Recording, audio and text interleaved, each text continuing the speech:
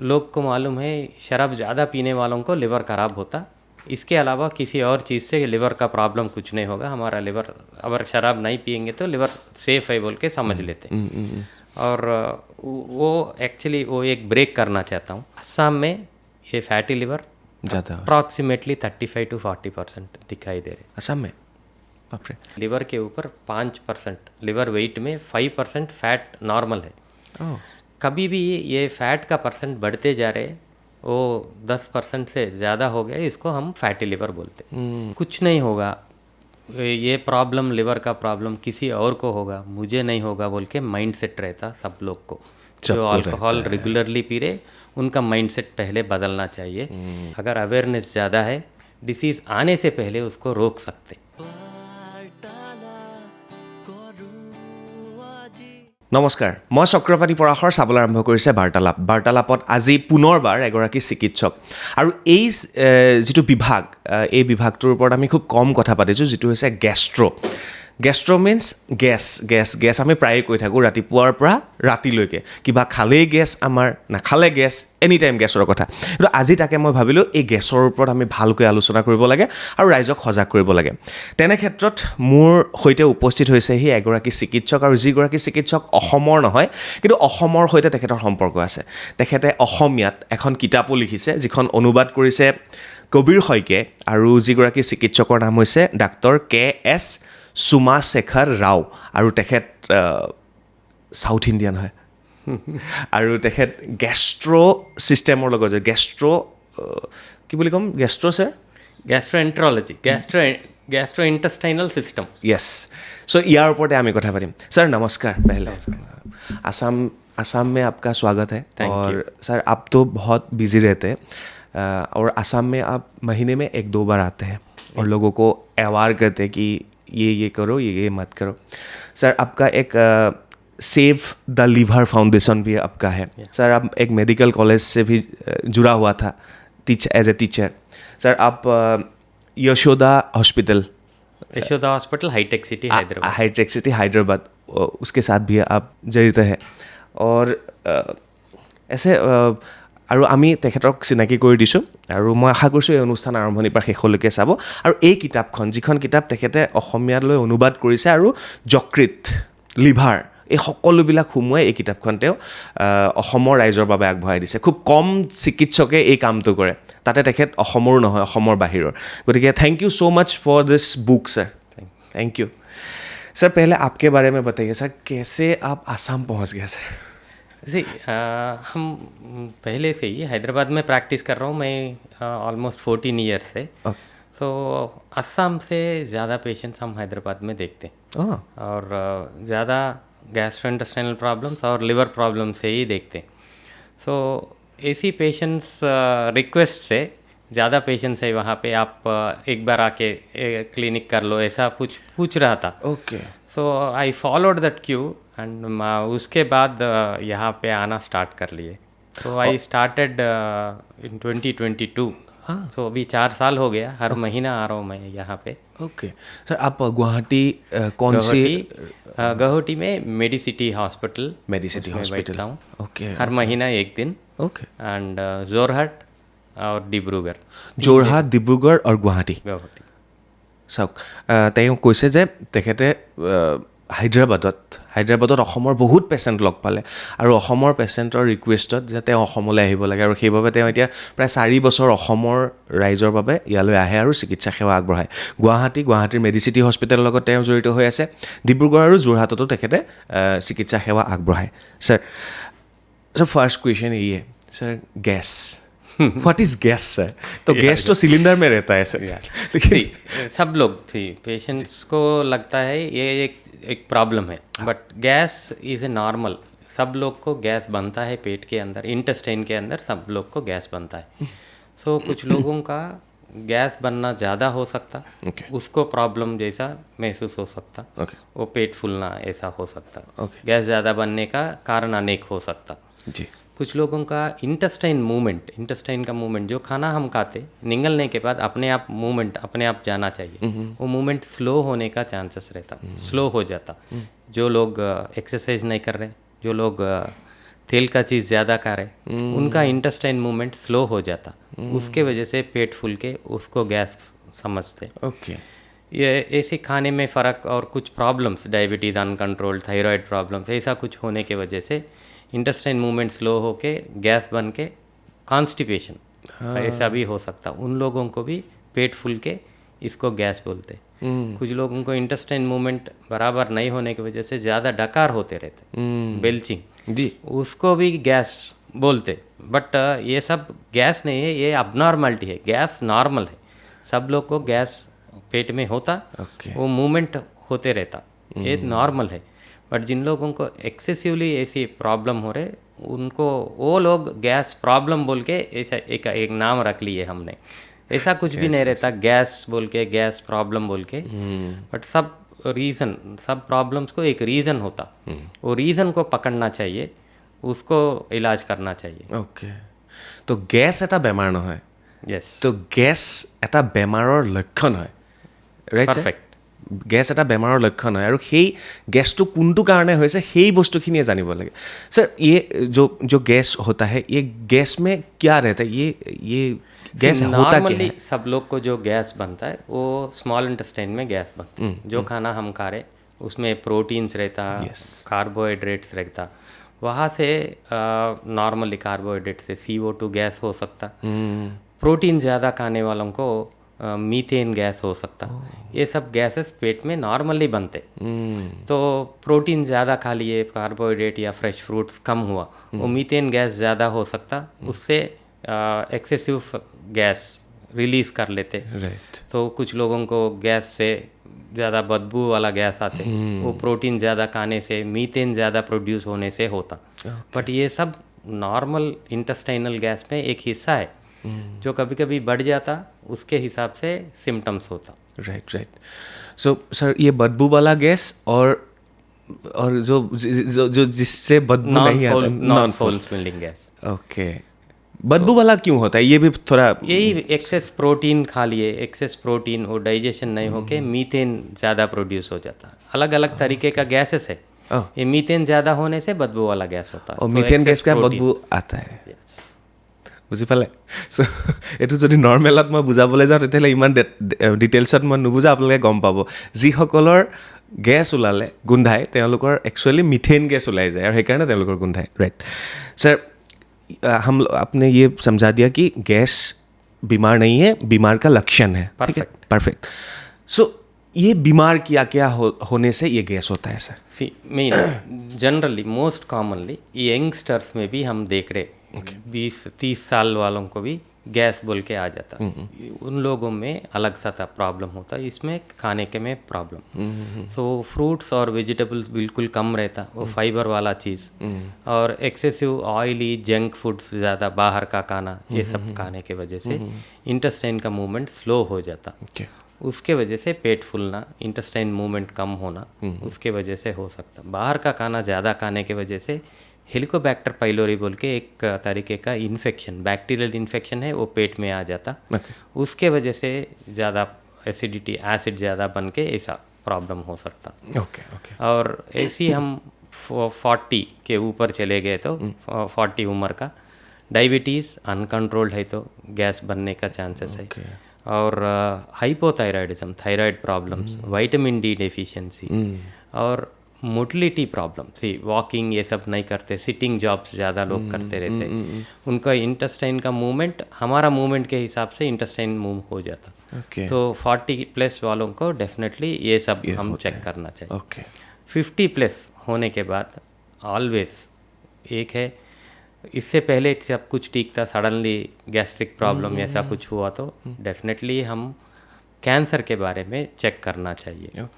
So in early stages of cancer ऐसा कुछ हो सकता, 50 प्लस वालों को बोल रहा हूँ मैं। सो कभी इससे पहले नॉर्मल मोशन हो रहा था, सडनली कॉन्स्टिपेशन या लूज मोशन हो गया 50 प्लस, इनको कैंसर के लिए चेक करना पड़ेगा। सो अलग अलग एज में अलग अलग प्रॉब्लम होने का चांसेस है, एज के हिसाब से, उनका सिम्टम्स के हिसाब से, वेट लॉस हो रहे, ये सब उसके हिसाब से हमने जांच करना पड़ेगा। Okay sir. सर बच्चों का भी होता है, यस। राइट। और 80s प्लस का भी होता है गैस, तो वो यहाँ पे लिस्ट में नहीं होता है क्या? 30, 40 एंड 50 के बारे में बताया सर। मोस्ट कॉमन ये 30, 40 या 60 एज में ज़्यादा देखते हैं हम बच्चों को। अभी बच्चों में क्यों देख रहे बोले तो because again since from the age of 10 वो सब ये फास्ट फूड और पैक्ड फूड, पैक्ड फूड, इसके वजह से हम बच्चों में अभी देख रहे कूल ड्रिंक्स। ये तो भूलना मत, जो भी कूल ड्रिंक्स 10 साल से स्टार्ट हो जाता, इसके वजह से बच्चों में भी हमने अभी गैस्ट्रोइंटेस्टाइनल प्रॉब्लम्स ज़्यादा देख रहे हैं हम। ओके लेकिन सर अगर किसी का, मैं ये देखता रहता हूँ, किसी का हाँ मेरा गैस हो गया तो ऐसा कुछ प्रोडक्ट रहता है पानी में मिला के, एक मैं बोल ही दिया इनो बोल के एक प्रोडक्ट है, उसके बाद वो बाकी तो ये कोल्ड ड्रिंक्स तो है ही जो पीने के बाद उसका डकार आता है और उन लोगों को समझ में आता है कि हाँ मेरा गैस ठीक हो गया, थोड़ी देर के लिए उन लोगों का थोड़ा गैस कम हो गया। Temporary relief definitely. See basically कोई भी सोडा लेने से टेम्पररी, सी नॉर्मली पेट में जो एसिड वो डिस्प्लेस होके डकार जैसा आ जाता, एक बार कभी कभी महीने में एक बार ऐसा होने से वो प्रॉब्लम डेफिनेटली नहीं है, बट हर दिन ऐसी प्रॉब्लम हो रहे तो अंदर कुछ प्रॉब्लम हुआ बोल के समझ लेना चाहिए। Right okay. उसके बाद हम लोग आएंगे सर, लेकिन इस किताब के बारे में थोड़ा आप बताइए सर। आसामीज़ में ट्रांसलेट करके ये किताब आप लोग अपने असम के लोगों के लिए अभी रिलीज़ कर दिया सर, तो क्यों सोचा सर कि एक किताब चाहिए लोगों को अवेयर करने के लिए? सी फ्रैंकली स्पीकिंग सब लोग को जानकारी होना चाहिए डिसीज़ के बारे में। अवेयरनेस, अगर अवेयरनेस ज़्यादा है डिसीज़ आने से पहले उसको रोक सकते। That was the main intention for writing any book actually. So see basically सब लोग लिवर के बारे में हमारा अवेयरनेस बिल्कुल कम है। लोग को मालूम है शराब ज़्यादा पीने वालों को लिवर ख़राब होता, इसके अलावा किसी और चीज़ से लिवर का प्रॉब्लम कुछ नहीं होगा। हमारा लिवर अगर शराब नहीं पियेंगे तो लिवर सेफ है बोल के समझ लेते हैं। और वो एक्चुअली वो एक ब्रेक करना चाहता हूँ। अभी हम लिवर डिसीज़ बोले तो लिवर सिरोसिस बोलते हैं, वो end stage of liver disease है।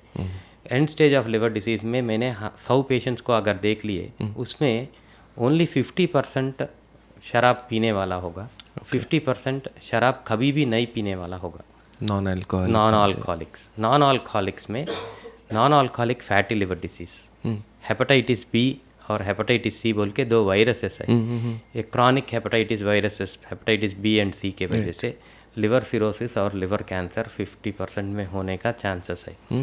ये अवेयरनेस बिल्कुल कम है, तो ये लिवर के बारे में बिल्कुल अवेयरनेस कम है। सो फैटी लिवर सब लोग को है, कुछ नहीं होगा बोल के एक माइंड सेट है, बट ऐसा नहीं है। फैटी लिवर अगले 10 साल में हाईएस्ट नंबर ऑफ लिवर ट्रांसप्लांटेशंस का कारण होने का चांसेस है। बाप रे।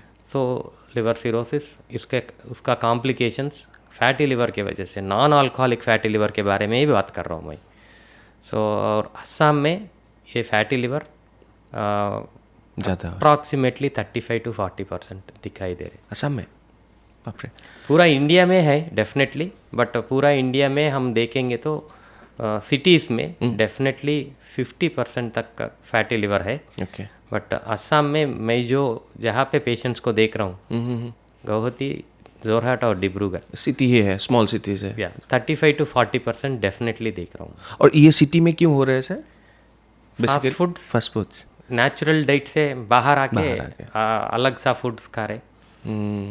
सो मोस्ट प्रॉबेबली सिटीज़ में सेडेंट्री लाइफस्टाइल ज़्यादा है सिटीज़ में। राइट। सो जो भी अभी भी विलेजेस में है वो काम कर रहे हैं, वॉकिंग, साइकिलिंग कुछ तो करते जा रहे हैं, बट सिटीज़ में हम we will sit and do our work, we will travel in the car और बस विदाउट मूविंग। सो इसके वजह से सिटीज़ में ज़्यादा फैटी लिवर दिखाई दे रहा है। राइट सर, मैं एक बार आसामीज़ में बोल देता हूँ तो और थोड़ा उन लोगों को समझ में आएगा।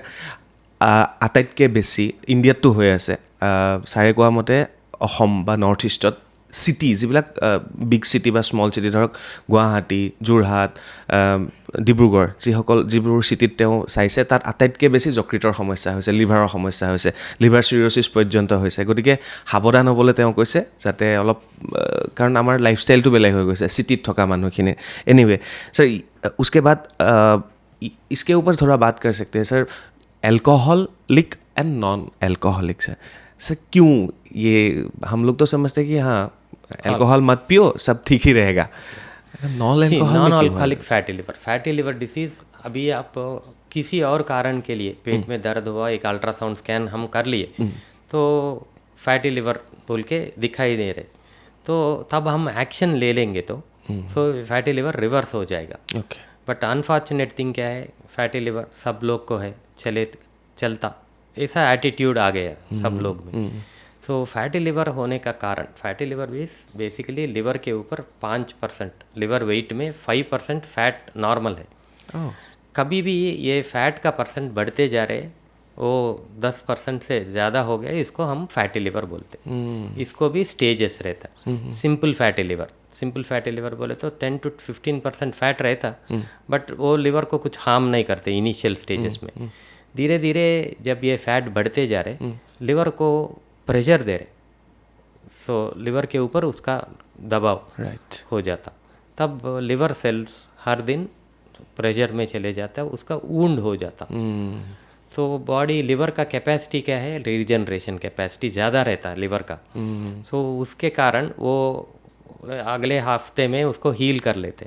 फिर ये जब ये फैट बढ़ते जा रहे, वुंड और हीलिंग ये कंटिन्यूसली होते जा रहे। जब वुंड और हीलिंग एक ही जगह पे हो रहे, स्कार हो जाता, स्कारिंग। इसके वजह से लिवर स्टिफ होना चालू हो जाता, उसका काम कम हो जाता। इसको हम इनिशियली फाइब्रोसिस बोलते। उसके बाद ऐसी कंटिन्यूसली फाइब्रोसिस सिरोसिस को चले जाता है। Cirrhosis is last stage of liver disease.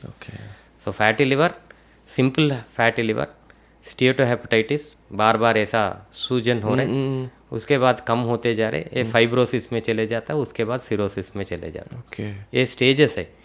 जब भी अगर हम फाइब्रोसिस स्टेज में भी पकड़ लिए, उसको रिवर्स कर सकते। तो बेसिकली दवाई से फैटी लिवर ठीक होगा बोल के मत सोचना चाहिए।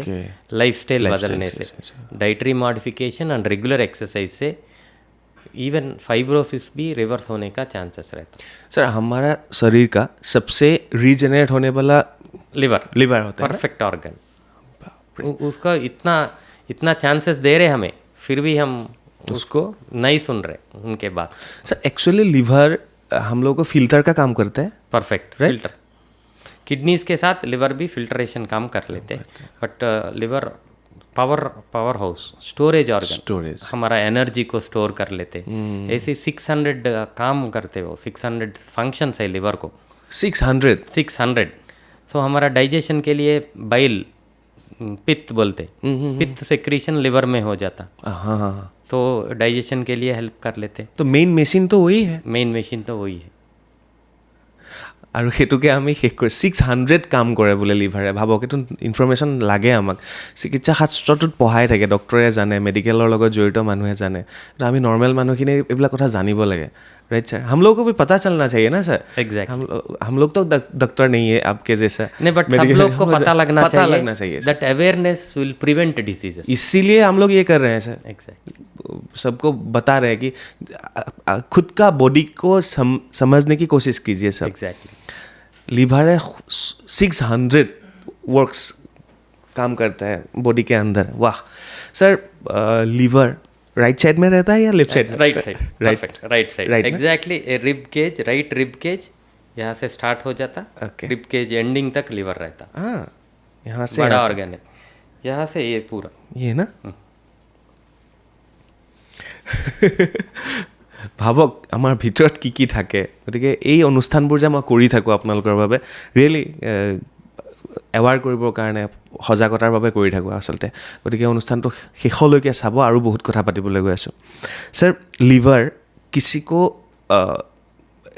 किसी का लीवर अगर काटना पड़ता है ना, वो फिर रीजनरेट होता है, हो जाता। सो इसका एग्जाम्पल मैं क्लियरली दे देता हूँ। अभी लिवर सिरोसिस हो गया, तो लिवर को रिप्लेस करना चाहिए। सो लिवर ट्रांसप्लांटेशन हम बोलते हैं। ये लिवर ट्रांसप्लांटेशन में लिविंग डोनर लिवर ट्रांसप्लांटेशन, जो भी रिलेटिव्स है, family members, first degree family members, वो फिट है तो मैं, अगर फिट है तो मैं डोनेट कर सकता हूँ। सो तब हम वेट डोनर का और रिसिपिएंट जो जिनको लिवर प्रॉब्लम हो गई उनका वेट चेक कर लेते, उसके हिसाब से लिवर को हम डिवाइड कर सकते, राइट लोब लेफ्ट लोब बोल के रहता। सो ये राइट लोब, अगर मेरा वेट है 60 केजेस, मुझे 600 ग्राम्स का लिवर अंदर रह गया तो चलेगा, बाकी सब मैंने डोनेट कर सकता हूँ। वो 70 केजेस का है तो उनको 700 ग्राम्स का ज़रूरत होगा। हमारा लिवर एवरेज 1300 से 1600 ग्राम्स वेट रहता। सो जब मैंने आधा लिवर, आधा से ज़्यादा लिवर दे दिया तो भी 3 महीने में मेरा लिवर फिर वापस नॉर्मल साइज़ में आ जाता। So it is regenerative capacity. Same जो भी हमने पेशेंट को दे दिए, उनको हम 700 ग्राम्स दे दिए, उनका 6 महीने में 1500 हो जाता। बाप रे। So it's a very good regenerative organ. The best and only regenerative organ in our body is liver. আচ্ছা, उसके बाद भी दे सकते हैं ना दूसरों को हम लोग? दे सकते हैं। বাপৰে। আৰু এটা কথা কৈ থওঁ, মই এই পডকাষ্টটোত এটা সময় থাকে ন, সেই সময়টোতকৈ ওপৰত বহুত কথা পাতিলে দীঘলীয়া হৈ যাব, কিন্তু এই কিতাপখন আপোনালোকে পঢ়িব। এই কিতাপখন য'ত পায় বিভিন্ন পুথিভঁৰালত আপোনালোকে পাব বা দোকানত পাব। ইয়াত বহুত ডিটেইলছত গৈছে মানে, মই গতিকে এইখিনি আপোনালোকে পঢ়িব। কিতাপখনৰ ওপৰত মই বিশেষ নাযাওঁ, কিন্তু মোৰ সুধিবলগীয়া প্ৰশ্নখিনি মই সুধিব গৈছোঁ। ছাৰ, लिवर के अलावा और कहाँ हम लोग बात कर सकते हैं सर? सी बेसिकली गैस्ट्रोएंटरोलॉजी बोले तो गाल ब्लैडर, पैंक्रियास, ओके, तो बोल के दो और कुछ ऑर्गन्स है जो जुड़ के रहते हैं गैस्ट्रोइंटेस्टाइनल सिस्टम से। सो गाल ब्लैडर सब लोग को मालूम है, गाल ब्लैडर में स्टोन एग्जैक्टली लिवर के नीचे रहता। राइट। और ये जो पित्त जो है लिवर में सेक्रेट हो जाता, उसको स्टोर करने का ऑर्गन है। राइट। ये स्टोर कर लेते जब हमारा खाना, जब हम खाना खाते वो पेट के अंदर से इंटेस्टाइन में चले जाते, तब एक स्टिमुलस से गाल ब्लैडर से पित्त निकल जाता है, वो फूड से डाइजेशन के लिए हेल्प कर लेते। वो गाल ब्लैडर में प्रॉब्लम्स जो है stones, most common gall bladder में स्टोन्स आने का चांसेस है। जी। वो एक सब लोग को मालूम होना चाहिए। गाल ब्लैडर स्टोन्स हुआ तो डरने के बात नहीं है, बट उसमें 20% को 20% को उसके वजह से दर्द हो सकता है, कॉम्प्लिकेशंस हो सकता है। जी। उनको 100% गाल ब्लैडर निकालना पड़ेगा। Okay sir. वो गाल ब्लैडर स्टोन्स कभी कभी पित्त का नली बोलते, लिवर से एक बाइल डक्ट, जी, वो इंटेस्टाइन में चले जाते। वो एक स्टोन आके वहाँ पे अगर फंस गया तो जॉन्डिस इलिया होने का चांसेस रहता। वो एंडोस्कोपी ERCP से हम निकाल देते। तो एक प्रोसीजर है, बट गाल ब्लैडर को हटाना होगा। ऐसा कुछ कॉम्प्लिकेशंस हुआ तो भी हम गाल ब्लैडर को निकालना पड़ेगा। Okay sir. और एक ऑर्गन है जो इंटेस्टाइन के बाजू में रहते, वो है pancreas. Pancreas is again a vital organ. वो 2 मेन काम करते, एक है प्रोटीन और फैट को डाइजेस्ट करने के लिए एंजाइम्स रिलीज़ कर लेते, वो भी इंटेस्टाइन में रिलीज़ कर लेते। और हमारा बॉडी में इंसुलिन, शुगर को कंट्रोल करने के लिए बॉडी इंसुलिन तैयार करते, तो इंसुलिन पैंक्रियास में तैयार होता है। जी। तो ये दोनों मेजर फंक्शंस है पैंक्रियास का।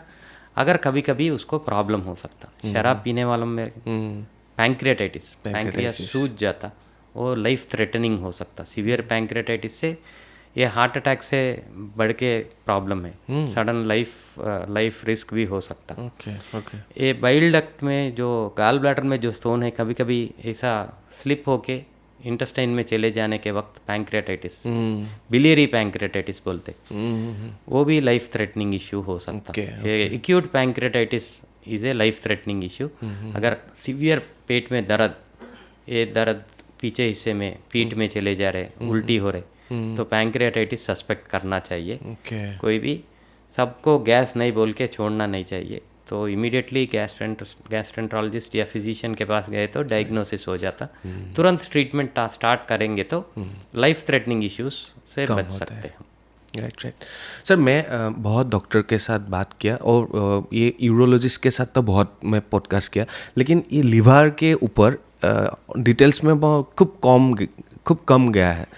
सो मैं सोच रहा हूँ कि लिवर के ऊपर और थोड़ा बात कर सकते हैं आपके साथ।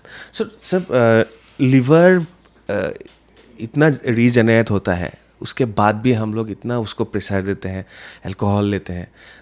जो लोग अल्कोहलिक है उन लोगों के लिए एक क्वेश्चन है सर, अल्कोहल हम लोग कैसे त्याग सकते हैं, कैसे छोड़ सकते हैं? See first and foremost thing is कुछ नहीं होगा, ये प्रॉब्लम लिवर का प्रॉब्लम किसी और को होगा, मुझे नहीं होगा बोल के माइंड सेट रहता सब लोग को।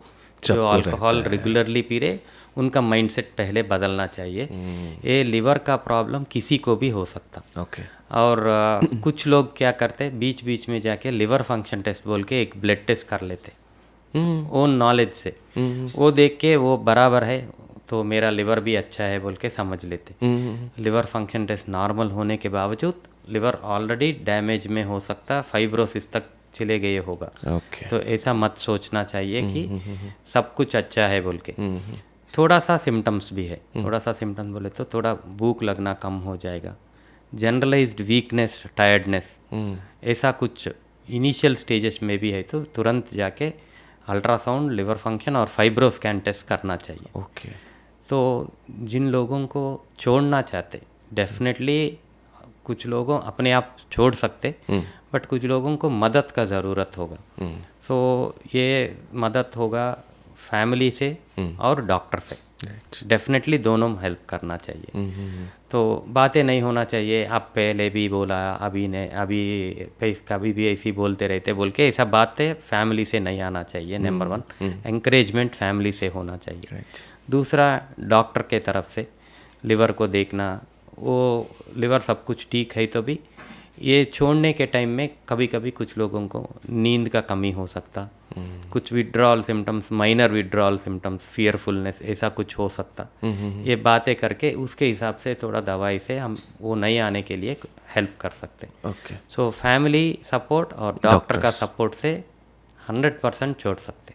अगर सर एक बंदा एक आदमी वो 10 साल रेगुलर पी रहे हैं विथ मटन के साथ, विथ स्नैक्स के साथ, तो वो अभी कल से वो उसको पूरा मोटिवेशन आ गया कि नहीं, एक डॉक्टर ने वैसे आपने बता दिया कि ऐसा ऐसा हो सकता है, हम लोग का पॉडकास्ट देख लिया, समझ लिया अरे इतना कुछ हो सकता है, तो कल से मोटिवेशन मिल गया उसको, परसों से वो छोड़ने का नाम ले रहे हैं, छोड़ दिया। ओके।